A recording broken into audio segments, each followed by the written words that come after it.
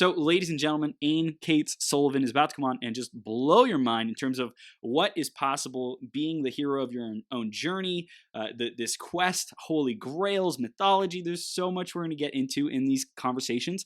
So definitely stay tuned. We're going to go deep. Before that, though, I'm talking to you because you're becoming your greatest possible self. And I want to support you in continuing to grow however I can, whether it's tuning into the 12-hour live stream, marathon, podcast, Becoming Your Greatest Possible Self, whether it's taking your next steps with some of these guests, buying their books, joining their communities, whatever that is, take those next steps. Action. Action is what really makes the difference. So I encourage you to take action and stay connected. Be plugged into the sources of inspiration and empowerment that fuel your growth. And thanks for being here. Next up is the iTunes review of the week. This week it is Jay McVean.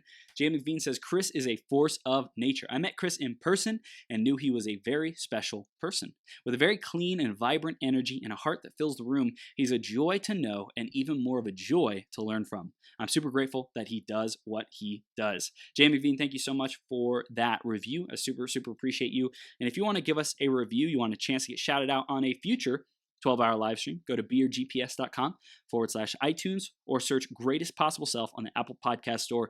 Give us a review there. Let us know what you love, what you want to see more of, and how we can even improve the show for you. We love that feedback. Thank you so much for that. I'm going to introduce Ayn in just a second here. Before that, grab a piece of paper, grab a pen, be ready to take notes. I have a feeling this interview is going to be unlike any that we've ever done before. I'm so excited. I love novelty, and this is like a totally new subject for me to dive into and explore and have fun with. So definitely stick around. I think you're going to experience that little kid come out in me and have so much fun with Ayn. So grab a piece of paper, stick around all the way through till the end. Be taking notes because one of these ideas has the power to change everything for you. Let's introduce Ayn, and we'll bring her on the screen. Ayn Cates Sullivan, M.A., M.F.A., Ph.D., is an award-winning best-selling author focusing on mythology and folklore for the modern age. Dr. Sullivan obtained her B.A. with honors at Hollins University and her master's and doctorate degrees in literature from Columbia University and King's College in London. Her books on Celtic mythology include Legends of the Grail, stories of Celtic goddesses and heroines of Avalon, and other tales. She has won over 30 literary awards. This is going to be such a powerful, just expansive conversation. We're so blessed to have Ayn with us here today. Ayn, are you ready to rock the house, Superwoman?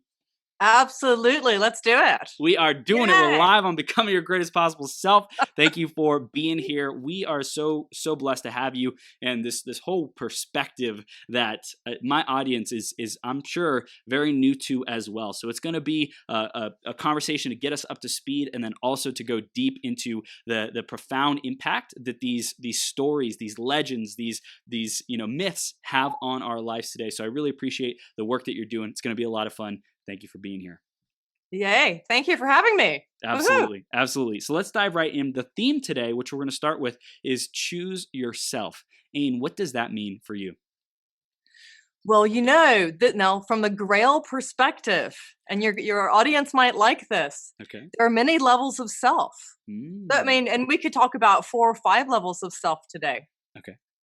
Because there's the self that comes into the world when you're born that your family sees. Okay. So there's the family self, right? And some of us struggle with it. We go to therapy over it or whatever, but they hold us enough so that we can be here. They give us our wings. I see your wings, right? So they give us our wings. And then there's that next self, that beautiful, precious pearl that each of us can possibly become. We can be a little twisted distortion if we want to, but why? Why not break out and be this beautiful, beautiful winged being, right? Yes, greatest possible self. And then the greatest possible self. But then, I think in order to be the greatest possible self, it's not right. So when in the next level, is the internet holding up okay? Yep, the good. Next level, we can start to lean back into sort of more of a community soul, sort of what's going on in the world right now. So the rocking and the changing that's going on. Oh, we're going to go towards wind and solar, and there's this blossoming that's happening, and all the young people are getting it, and so they're feeling like this new age that we're going to step into, this Satya Yuga, the golden time, that we're getting ready to fly into. So according to the Vedas, that's going to be in 2025. So we're not far off. Wow. Anyway, and then there's this magical layer, this other seriously magical layer. And this is the Grail. And this is when you lean back into the universal soul. You lean back into the universal soul and you know it has you. It's got your back. There's this wisdom that's there. And if you just start singing and you just start speaking, it might be that the wisdom of the cosmos just flows through your lips. And all of a sudden, we're transforming the world in ways we can't even possibly imagine. Oh my gosh. I'm loving how this is starting. This is epic, epic, epic. I love the levels too, because I think that's valuable for people to know is, hey, there's the basics of kind of where you start and mastering that. And as we get more competence with that stuff, we can kind of see a bigger, more encompassing picture so that we can make a bigger impact. We can create a greater legacy, have more control over who we become and this experience in life. So I love this so far. And for people who are just connecting with you, why don't you share a little bit more about what you're working on today? I know you're an author. You've won so many freaking literary awards. It's intense. Like, I don't know if we can count them all. Tell us more about that. Oh my goodness. Well, I have written, I guess, 13 books now, and on all kinds of subjects. But I really, really deeply love Celtic mythology. And I guess that came to me. Arthurian Legend, of course, most people are familiar with Arthurian Legend, King Arthur and the Knights of the Round Table and all of this. But when I got my doctorate at King's College London, I was actually given this stipend to go and collect folklore on the west coast of Ireland, which actually meant driving there. And of course, I thought, oh, there are going to be a lot of people here. And, no. There weren't. There were sheep in the road that I had to get out of the way in order to go to these sacred sites. So once I get there, I started to realize that there are ancient places where stories are written into the landscape. And that's true all over the world. Everywhere you go, it's true. But I don't know what it is about Ireland, but Ireland's magical, right? So you can go to these places and you're standing there. And I started to realize there are these ancient Celtic female deities that were superpowers, like serious superpowers. And I was so excited about them because, at university, no offense, but I'd mostly heard stories of King Arthur and the knights, and I was like, oh, and now there's Queen Maeve and there's Skaya, and they had to go train with Skaya, this goddess, and they, so there are these great Imran voyages where you go and you discover all the magical parts of yourself. And so, of course, I had to start going on quests to find those parts. Oh my gosh, this is incredible. So you mentioned a lot in there: Arthurian legends, female deities, Celtic deities, visiting sacred sites, the questing. We are going to dive into all of that. Before we get there, though, let's go back, Ayn. Let's go back into your journey, because I think your journey, like it's almost like the beginning of your journey is a cool place to start from, because you're studying people's stories. So I before we say, hey, where did you start? I want to ask, what is the relationship you found between your own personal journey and where you started and these deities and these heroes and legends that you are studying? What do you see are the similarities or dissimilarities? Well, I actually just finished a novel that's coming out next year. Ooh. And it's called Nimue. And so it actually ties right into this question, because sometimes when you're working with a deity, you realize that you're working with them because you have a lot of similarities. And so I have to say that I'm honored that she chose me to tell her story. Wow. Because Nimue is actually the twin flame of Merlin. Whoa. Right? So here she is, seriously magical. When you go back and look at her stories in myth and legend, she's sometimes extremely magical and she's sometimes demonized. And when I go back and I think of my own story and my own unfolding, I understand her complexity. That there was this person who was born into a family that was very loving, but somehow was sort of confined her in some way, that like she didn't have her full expression there. So she had to go outside to find, well, who am I? Who am I? Like, who is the person that's going to be the true mirror of who I am? who's going to reflect that greatness, that who can do that for me? Because we are all mirrors for each other. Yes. But some people are more clear mirrors than others, right? Mm. So I went on this quest, and so the quest for me for a long time, I mean, it was really like a 35-year quest. I kept going to these ancient sites, looking originally for like the Magdalene, the stories of the Magdalene, but then later more like the Kaleach, the old woman of the world who dreams all things into being, Wow. And so I found going on quests that my own precious pearl, my own sort of persona and who I am in this lifetime, it started to become more polished and more apparent and more real and more wholesome. Wow. So I started to feel this more of a sense, oh yeah, I do belong in this world. I belong in this world in this time and place. Yeah. And the ancient ones are helping me reflect that. They're helping with their wisdom, with their field of wisdom. I feel carried by them. Wow. So, like Ayn, what I'm curious, what would you have had to have experienced or known, or like what would have had to have happened for you to own your place in this journey and the impact and the gifts and your purpose earlier on in your journey? Is that possible? Is that something that you want to communicate to people? Because I think we're all looking to find our way and shine our greatest, most brilliant light. And so if we cultivate the knowingness, the distinctions, the wisdom, then we're able to do that more effectively. Do you see anything that would have made a difference for you? Absolutely. I'm actually working on another book right now called Breaking Free, which is a little bit more what this show is about. And I think, when we're young, we feel, or I don't know, I should speak for myself, but I felt like everything was too tight. Like that the labels and what I was told I could do and what I couldn't do weren't quite a fit. And so, actually in the book I'm writing, I start with the story of, I was studying at King's College London, and I got the opportunity to go to see a Hindu saint, and her name was Mother Mira. And I didn't know anything about Hindu saints or Hinduism or anything, but I decided that I wanted to go to Germany and have this experience. And so I went, and I know when I walked in, you had to be in silence for 3 days, and it was the first time that I'd ever just, really just gone into my in world. Like in our culture, we're told, go out and get it, go out and achieve, go out.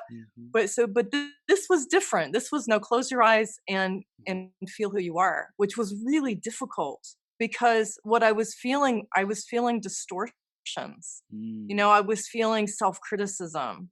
I was feeling lack of love. I was feeling like I had holes in myself that could never possibly be filled. And so, but all of a sudden I had this sense that I needed to walk forward and meet her. And so I went up and I kneeled, and she gave me, it's actually called like Shaktipat.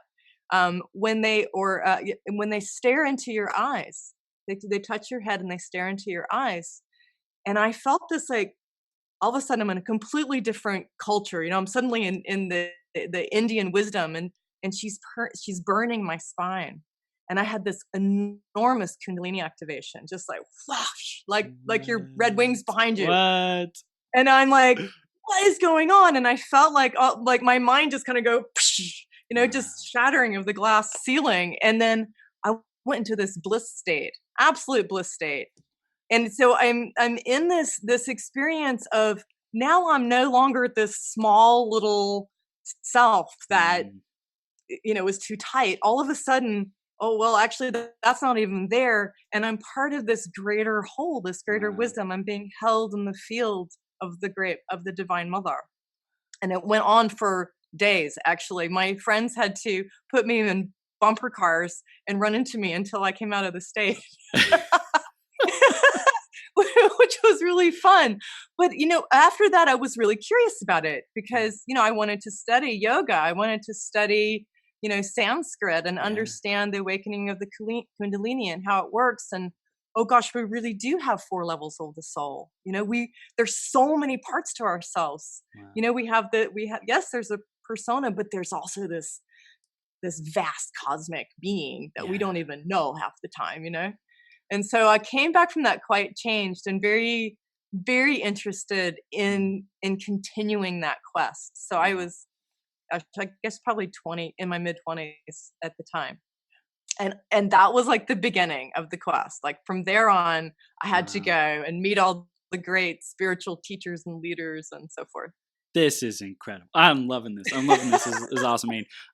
So you had this like awakening. This I don't remember what it's called in the hero's journey, but basically you see that there's like a quest. You see that there's a new world for you to go explore, or something to go achieve. And so it's like, okay, well, I felt it. I experienced it. I have a knowingness that something is greater out there. So let's go quest. Let's go explore to achieve that. So tell us about like how the pieces got put together for you, because there's a lot of different fields that you've mentioned, a lot of different ideologies and spiritual philosophies and things like that you've mentioned already.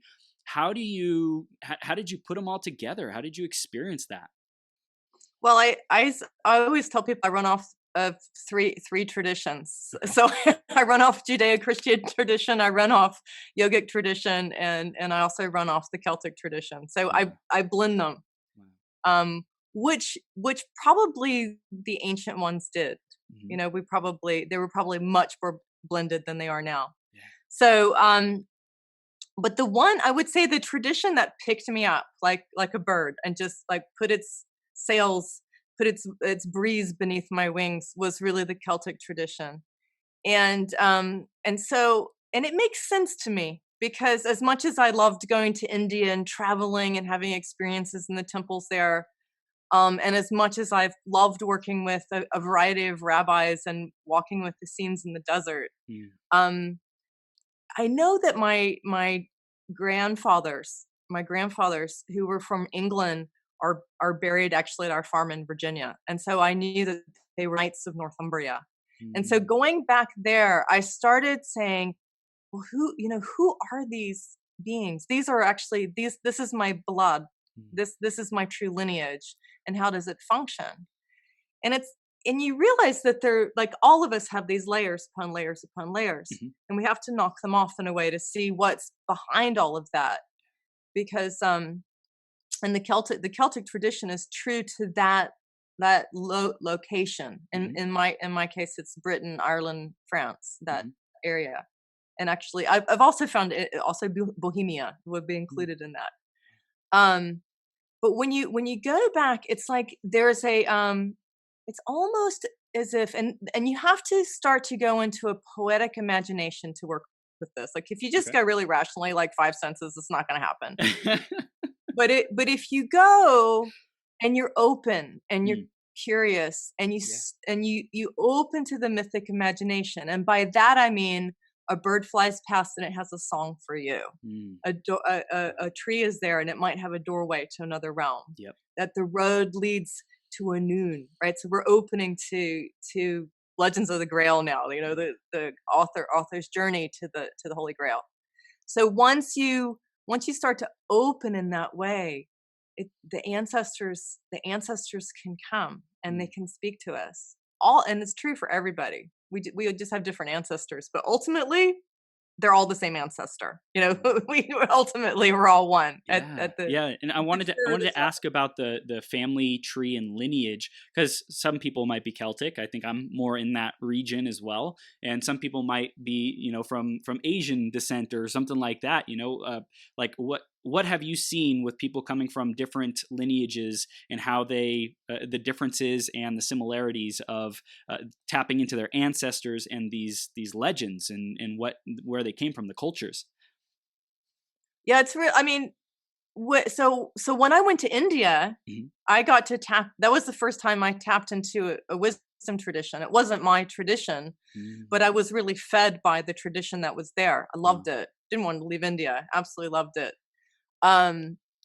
But it made me curious about my own tradition. So I think we can impact each other in those ways, because I mean, I absolutely adore Kuan Yin and the Asian tradition. And then you can find that there are deities such as Danu and the Celtic tradition who are very similar. And then if you go more Greco-Roman, you might go for Diana or Demeter. So you find these old archetypes, the old woman of the world and Native American, and everywhere. There's not one place where they don't exist. So the old archetypes exist everywhere. It's just that when you're working with one cultural identity, they'll arise a certain way. Like King Arthur arises in Britain as the king who wants to unify. He's sort of the Christ consciousness in a way. He wants to unify all beings, all people. He wants you to understand what true leadership is, how we function together, how we activate our higher ideas and mores, how we function from that higher place. And so there's always a King Arthur. Every age has a King Arthur. I'm not sure where he is quite now, but I'm sure he's coming. I love it. This is so cool. I'm loving this. I want to ask about legends and how, like, why do people of today's day and age, why is it important for us to care about the legends of the past and these cultures and deities and different things like that? Why? Well, when I go to colleges and universities now and I see people staring at their phones, I'm I'm really reminded that it's very important, because if we totally disconnect from our roots, then we wander around like little spaceships. We're not really connected to the land. And what happens to our earth? The birds start dying and the oceans are polluted, and we forget the earth that we live upon. So I think when we go back, can we connect to our ancestors and remember to honor the elements? That's really important. And then when we do that, we start to step back. For our bodies function much more slowly than our minds do. And so to have a really good body-mind connection, you need to put your feet on the soil. You need to take a deep breath and feel the prana in the air. You need to listen to the bird song because it quiets our mind. And so we find our place, even though it might seem slow. We find our place in this world, and we can relax. We just relax, and we're here. So I think it's important from that perspective. Like when I take my kids questing, that's what we do. I take them up these old druid mounds and things. So one of the things that I know I taught my son, and he seemed to appreciate, was that in the pre-Celtic times, Celtic and pre-Celtic, there were druids, and the druids were the spiritual people of that land. Now, in order to be a druid, you had to study for 20 years, right? So that's like being a psychiatrist now, right? Plus a little bit more. So it's a long period of study. And the first thing that you did was that you learned 250 stories of your people. Right? So you had to memorize them. But it comes in really handy, because when we find ourselves in certain circumstances in life, we go, oh, well, Danu responded this way. When Caesar wasn't allowed to go on Noah's ship, well, she built her own and set sail. So you have these stories that have carried your own family and your own lineage. And so it's like a vessel for you. It's a vessel of wisdom. Well, it's wisdom. That's like the first thing is like wisdom. How do I respond in a similar situation? The times may have changed, the technology may have changed, but the principle and the wisdom of how do I show up in this, when we can immediately reconnect with a story, with a being, with an energy, with a presence, with a mindset, right? We can borrow that genius in this present moment and make more effective decisions and be happier, more fulfilled, more effective. Exactly. You got it. Wow. That's what happens. And so when we know those stories, when we're interacting with that, we can catch it really quickly when we're starting to go out of alignment. When all of a sudden money becomes too much of a focus, or all of a sudden when we're in a trouble in a relationship, and we don't feel like we're being mirrored exactly. All of our life circumstances can be found in these old stories, and we can go, right now I need to take a deep breath and think of Taliesin. What would the old magical one have done right now in this situation? And they're there for us, as soon as we ask it. It's like the ancient wisdom's right there. So how can we start reconnecting with that ancient wisdom to get that power, to get that sense of self, that sense of trusting that we're not this little small insignificant speck, but rather we're connected to some greater whole. Right, exactly. So in the Welsh tradition, you have the Owinids, and I think in a way that's a lovely way to start connecting back. It's an old tradition, but what they would do is that they would just walk out in the morning and put their feet on the grass, if we have grass anymore, or the sand, or the whatever we have. Yeah. Put our feet on the soil and feel the pulse of the earth. Actually feel it. Feel your body, feel the pulse of the earth. And then you feel your wings, which of course are spiritual wings, right? But you feel how the wind itself is carrying us. And so you actually ask, and sometimes you can breathe in. If you have sunlight, you can breathe in the light of the sun, or you can just like sing with the bird, or you can just breathe. But what you're doing is you're connecting consciously to wisdom itself. So we're doing a direct connection. And once we're connected to this source of wisdom, which is basically just outrageous creativity, once we're connected to that, we go, okay, I've got my body, I've got my feet on the ground, I've got my elements, because all the legends of the Grail are about, I really want to go find out what the truth is. What is my truth? Not what's everybody else's truth. Not even what's the truth of my culture necessarily. What's my truth? Yeah. And when you go looking for that, when you go looking for your sword, then that's what you start to discover. And you might find that there are like layers upon layers of illusion that have to be peeled away. I'm not this, I'm not this, I'm not this. I am love. Yes, that's true. Yes, I am brilliancy. That's true.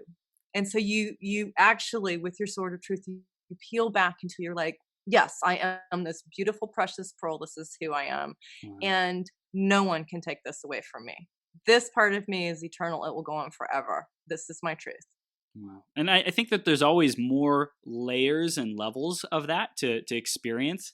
But at some level, there's a knowingness that it's like enough of a knowingness to say, okay, like as long as I reconnect to this and remember this, then nobody can try to tell me I am something else, or I'm something that I'm not, because I know I have an internal knowingness. I can be irresponsible with that knowingness and not remember that, but at some level I know. So like here and now, I declare it's truth. This is who I am, and then from that point we can build upon that. Right. And like you said, there are many, many layers to that too. Because, when you go, I'm a precious pearl, then the next week you might actually be, more of a flower. But it doesn't matter, because what you find out is that you're this ongoing cosmic being that's really fascinating. And the truth is everybody else is too. Everybody else is really beautiful and fascinating. We just have these things to get in the way, Yeah. And so when you find your sort of truth, you're kind of being like Merlin. You're just knocking the illusion out of the way, so you can really be fully here, fully present, fully together, fully creative, Yes, and I get it. I'm with it. I am with it. This is gold. This is gold right here. By the way, for everyone who's tuning in right now, watching or listening to the podcast, take a screenshot of this. Tag me on Instagram at IamMillionaireChris. Tag us on Facebook. I'll make sure Ayn gets this, because this is gold. This is so freaking powerful. You have any questions for Ayn? Let us know. Put them in the comments. Just ask us. We're happy to get those answers to you, because I'm sure we can only cover so much in this interview, and there's so deep we could go with this. This is awesome. I'm loving it, loving it, loving it. Okay, so we get our sword of truth. What are the next steps? Well, I mean, once you're really clear and you know that you're this precious pearl, and you have the truth of who you are, and people can call you all sorts of names, and it just drops away because it's not a clear reflection. It's not true. Then the next thing to do is to go get your spear, right? So your spear is really like getting your torch. It's like lit up. This is getting your flames, your fire, your creativity. Right? So now you're true, and you've got your fire. It's like your kundalini becomes activated. You're on fire with life. You're on fire with your mission. I see who I am. I see my mission and purpose. oh my gosh, I have to do this thing. So you move into full action. This is like, yes, you're galloping on the horse with your spear, right? It's like, I'm on a mission. I'm here to bring the light to the world. So that's the spear. That's And the that could, creativity. I was going to say, that could look like different vehicles as well for people in business or communities, platforms, podcasts, whatever it is. It's just it's a metaphor for whatever is your ability to project into the world this being, this mission, this purpose, to add value, to serve, to love people. That's what that spear is, that torch to spread the light. Absolutely. I mean, you can see it also in the caduceus. Okay. That's on everyone. All doctors have it on their Yes. right. Yes. So that's the Ida Pagala Shishumna. So it's the activated spine. It's like the earth and your higher mind are activated, and these wings come out. So it means that you're alive, you're on fire, you're here to share your mission, and you understand what that is. Wow. This is awesome. So good. So I want to hear about, for your journey, when do you feel like you activated that for yourself? Well, I mean, I think it's an everyday adventure. Yeah. When you get up in the morning, and like, I really do try to make a practice every day of tuning into the absolute, to the presence, to I think of it just as wisdom. Just tuning into the wisdom. When that happens, I feel that I can lay back into it. I can lean back into it, and it has me. And at that point, we're moving. Like, something's going to happen. There's a book that's going to get written. There's an activity that needs to happen. And it happens beautifully. It's like, oh, I'm supposed to meet this person. Oh, I'm supposed to have this meeting. Oh, and you can stay really open and curious about it because it's just so much fun. I'm supposed to go to Prague. Okay. I'm supposed to do this show with you. Yeah. Fantastic. So you can feel the fire, the fire of wisdom. Of, some people would call it Sophic wisdom. You would feel that. You would feel that fire holding you and working with you, and that's really great. I mean, obviously there are times where maybe something's happened and you don't feel like as connected at that moment. But what's really lovely, I think, is as you work with the hallows, you realize when you've fallen out of one, when you used your sword of truth a little too directly, or somehow, for some reason, you're a little disconnected from your path. Like, what happened right now? I'm not feeling connected. And then, the Grail is water too. So, so you can feel when you move out of sync. And when you're moving out of sync, then that's the time to go, oh, wait a second. I need to line my hallows again. Like, okay. Okay. Everything's back on track. So, and that way you don't start moving down a path that's just destructive, or, continue to engage in a relationship that's destructive or something. So it's a continual form of guidance that we can develop. I love that you mentioned Prague. I was going to ask you about that. Tell us about your recent questing and what you experienced. Why did you do it? I have a wonderful friend named Eva Kennas, who's a Bohemian novelist. She's really super. She has some great books. My publishing company, which is Infinite Light Publishing, is getting ready to bring her book out, which is called The Goddess Within. It's a fantastic story. So she invited me to go to Karlstein Temple or Castle, which was based on Solomon's Temple. So from the Bible. So this particular place, now it's interesting when you look at a place like, so it's in Bohemia near Prague. But Germany is right next door. Austria is right there. It's in Eastern Europe. It's amazing the place never got bombed. It's completely protected for centuries. This place has been completely protected. So I wanted to go because I heard that the inner chambers there are 3 towers. And because I love Grail questing, I heard that the first tower is about finding your being, your soul. Wow. The next one is about entering the feminine soul, and the third one is about entering the divine. And so I wanted to have this experience of crossing these three thresholds that the Knights Templar probably did, and Masons and all kinds of. I think Hitler did it too, actually, but all kinds of people, get involved in these esoteric traditions, and hopefully use their sort of power wisely. Mm-hmm. Mm-hmm. So those three places are still there. You can walk into it. The second chamber has a beautiful altar to Saint Catherine, and they say that one of the Holy Grail relics is behind it. But when you're standing in there, the walls are all lined with carnelian stones and amethyst stones that are polished from head to floor, and so you're feeling this. It's hard to describe, but you're just feeling held by these cosmic forces. And so it was a beautiful experience. And then you can go up into the upper chambers, and some of the stones have been taken off of the upper chambers, but the idea would be at that point you've risen up high enough that you're able to commune with the saints.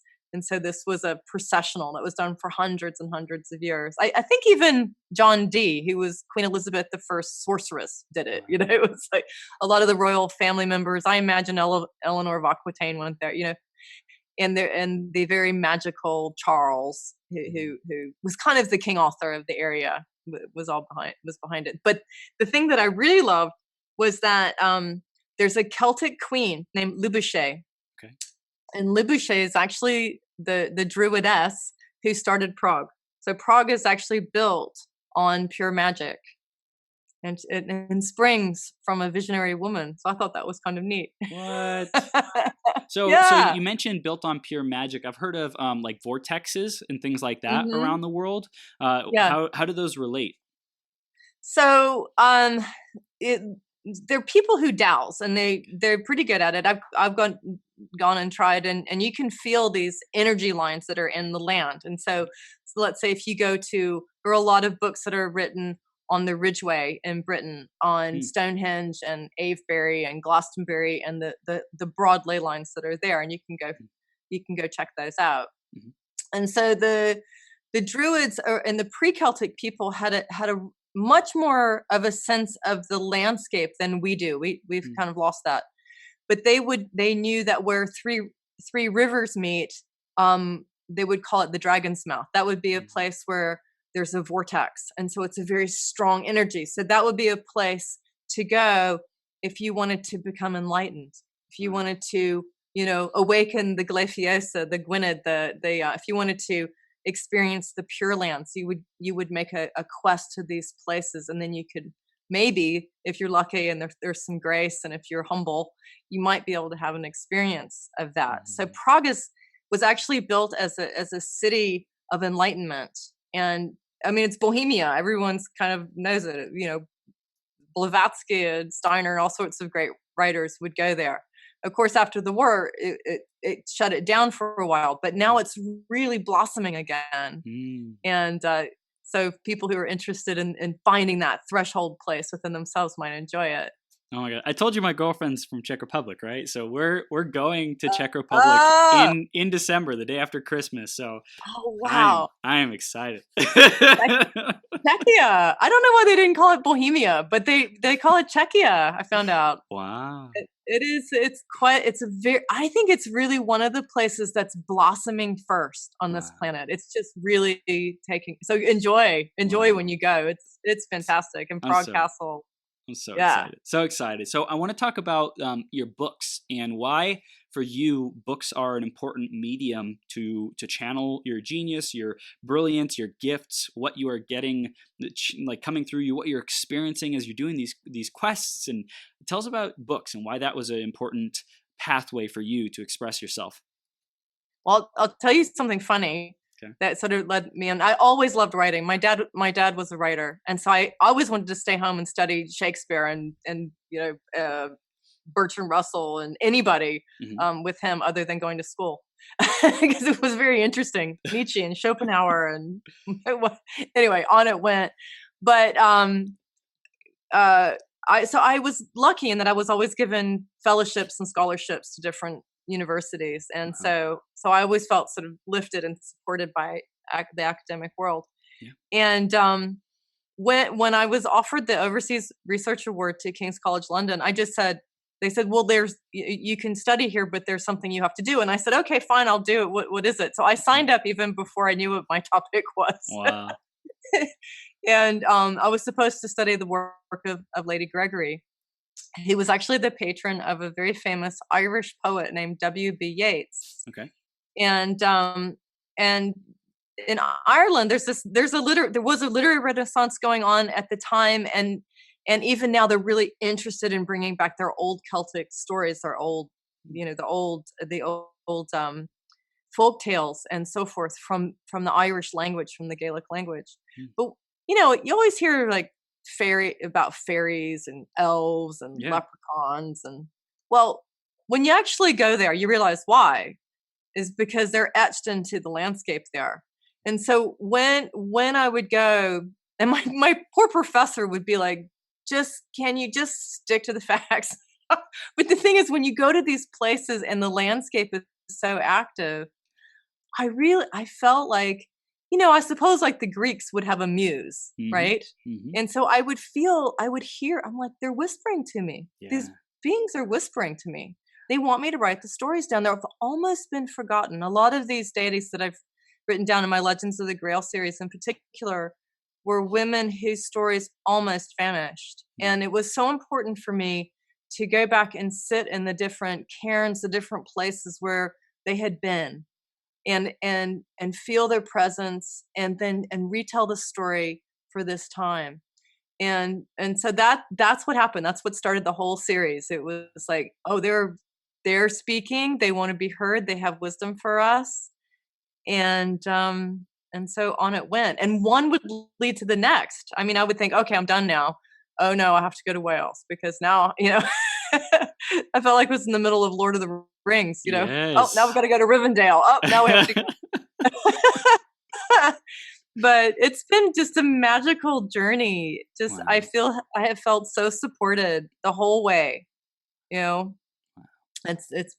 been blessed. I love it. I love it. So yeah, there's been like different seasons of life that you've gone through that came out, that got expressed in these different books. Can you tell us about like how you've seen your life evolve in the different seasons of your life, and how that correlated to your writing that you did? Yeah. So I have to say one thing that's happened to me in the questing is that in leaning back into a sort of more ancient wisdom, myself as a personality has kind of erased. Yeah. So it's not as important, which is interesting. I mean, it's kind of terrifying. Like if I had known that when I was 19, I probably wouldn't have done it. But but what that means is that when I'm moving back into this feeling of wisdom of the cosmic soul, I understand that there's actually a bigger picture going on, and I'm just trying to stay out of the way enough to be able to work with it.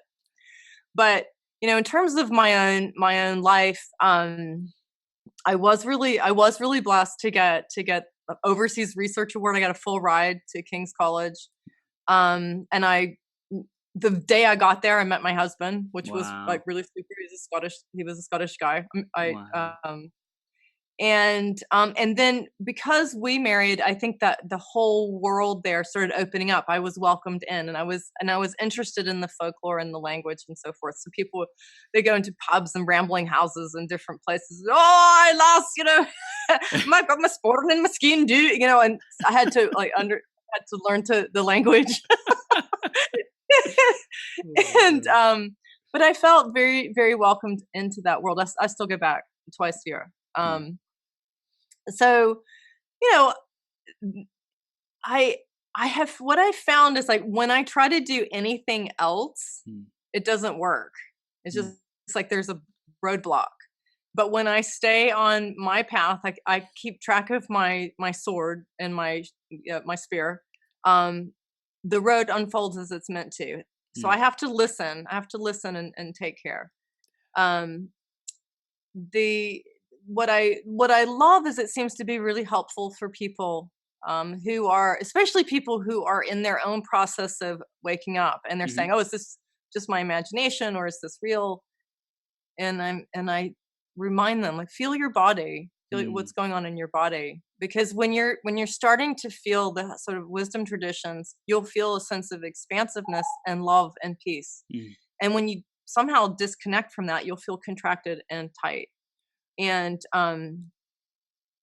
so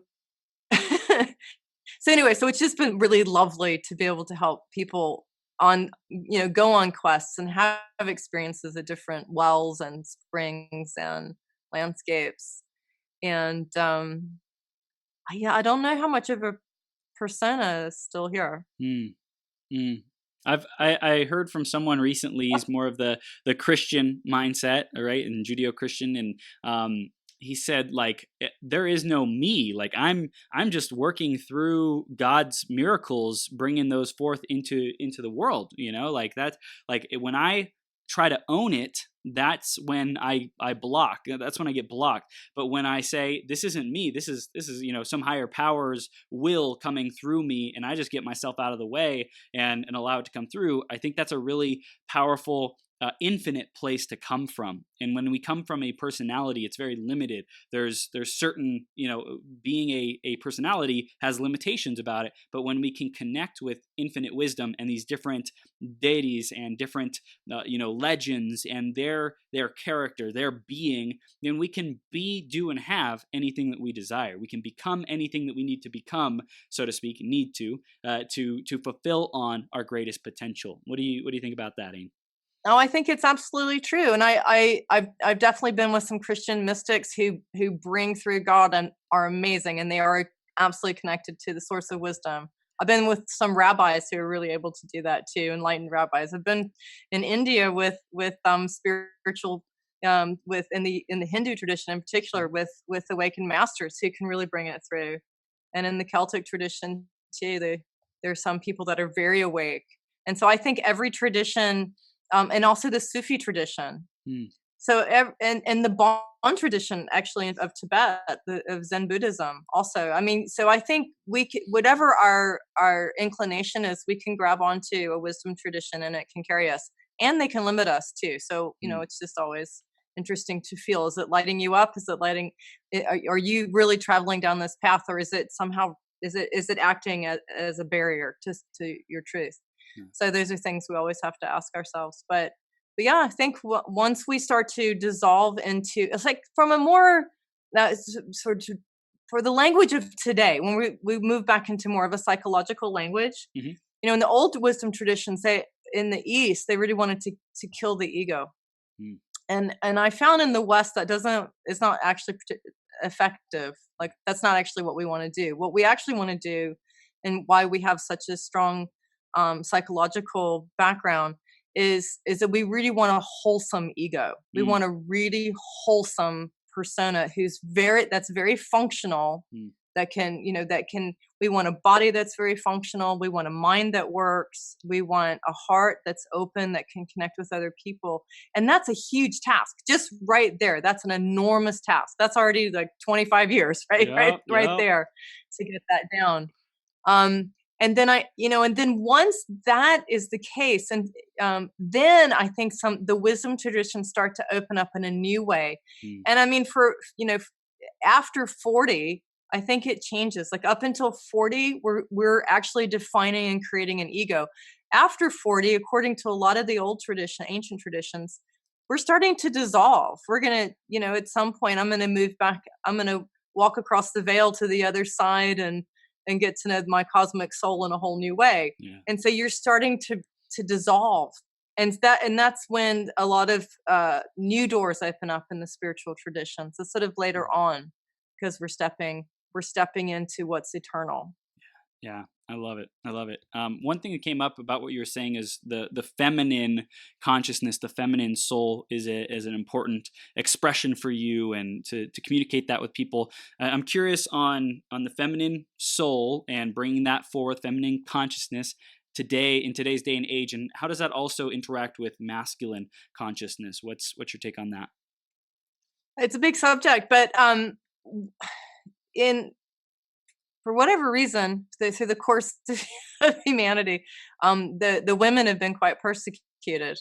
And so, we know, I think most of us remember the Inquisition and how I think it was 8 million women were murdered who were wisdom keepers, and they were called wikis, which actually means wise women, and it became witches, but it was actually wiki, which means wise woman. So they were the herbalists, the midwives to the soul, the ones who help children, come into the world. And so there was I think maybe energetically it was a time when and we just came out of it, really. There was a period of time where the feminine soul was actually taken off the earth.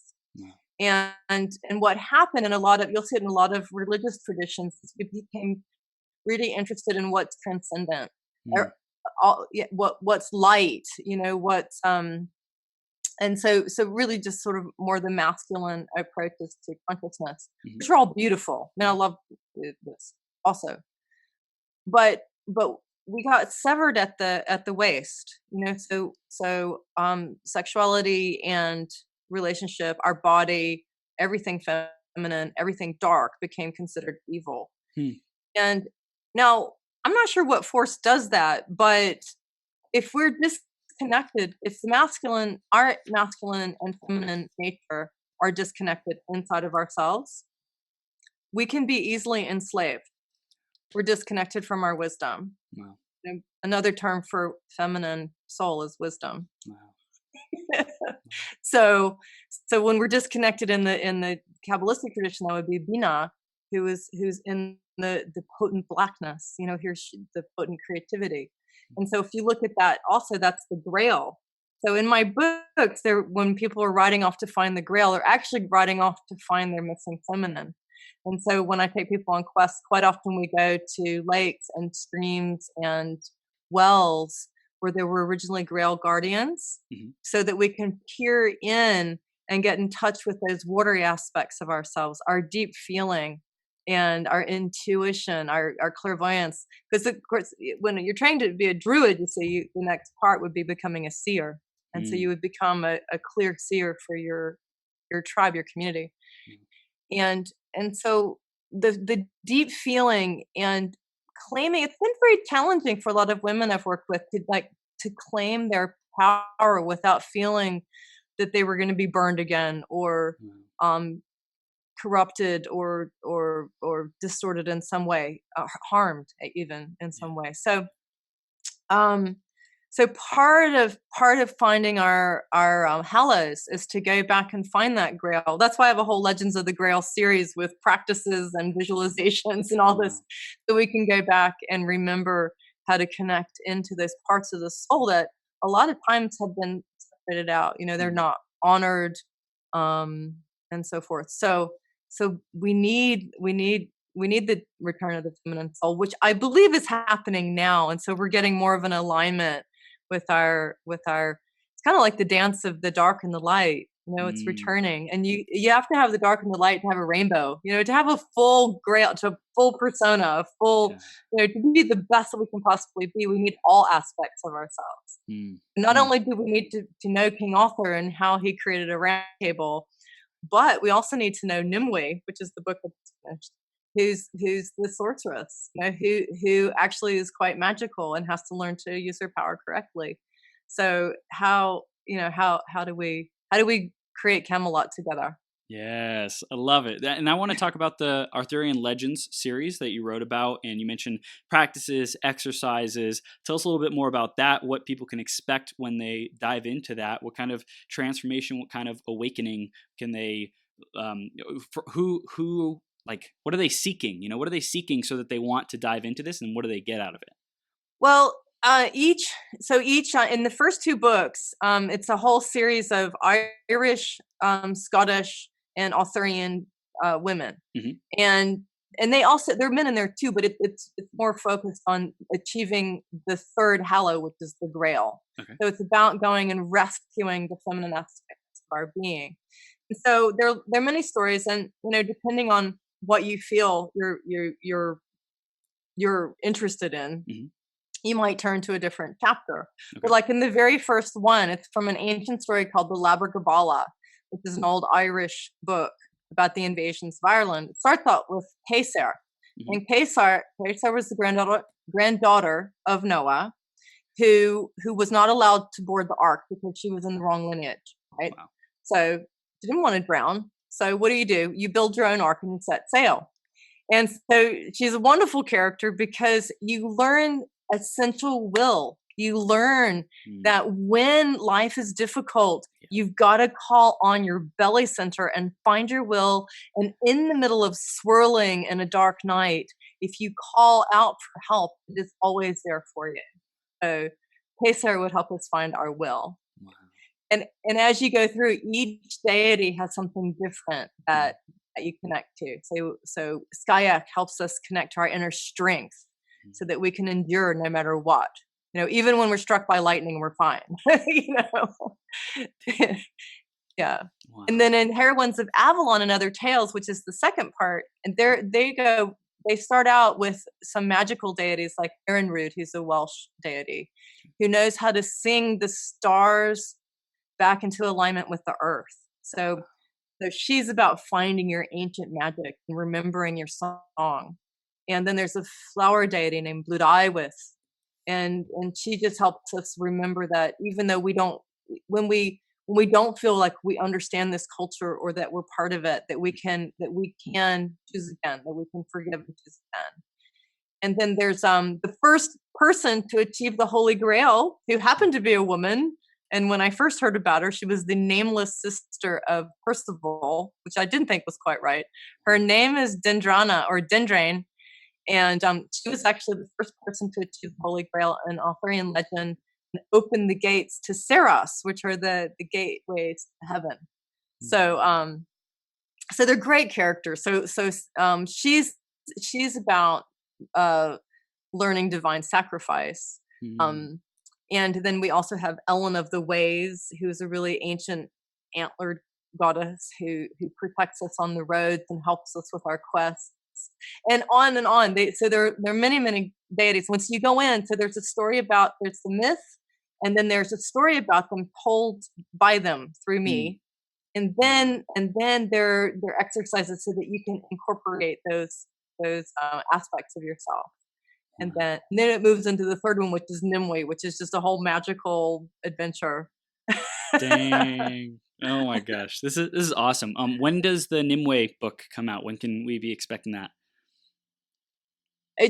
I'm hoping it will come out February 1st. Okay. I'm hoping 2020. Beautiful. I'm hoping it will be out. So fingers crossed that everything goes according to plan. She'll come when she's ready. I know that one thing about Nimue, but I think it is time to realize, for us to realize, it's actually quite exciting that Merlin has the twin flame.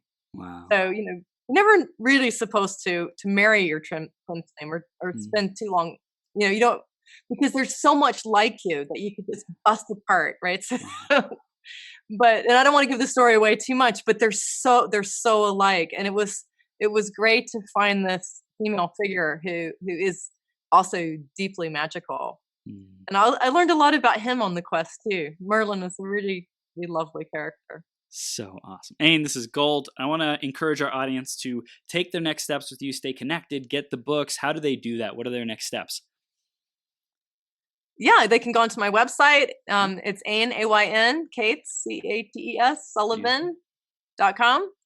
And you can look at events. Sometimes I'm doing things in different parts of the world. You can come join in, and I have different book launches and all sorts of things that go on. So you can follow my newsletter. You can buy the books. Mostly buy the books, read them, enjoy them, and find your magical self.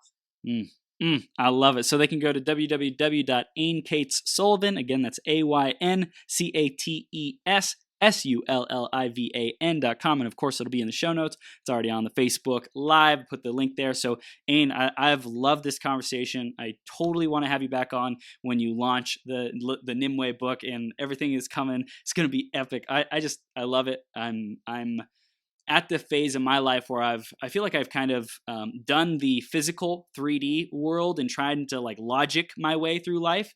And it's like, okay, it's time to tap into something greater, something bigger entities, bigger personas, bigger, legends, bigger power than just Chris Burns. And so I feel like I'm going through that phase of dissolving my ego already in to create a wholesome ego and allow the greatest gifts to come through me. So I really, really appreciate it personally, what you've shared today. It's really awesome.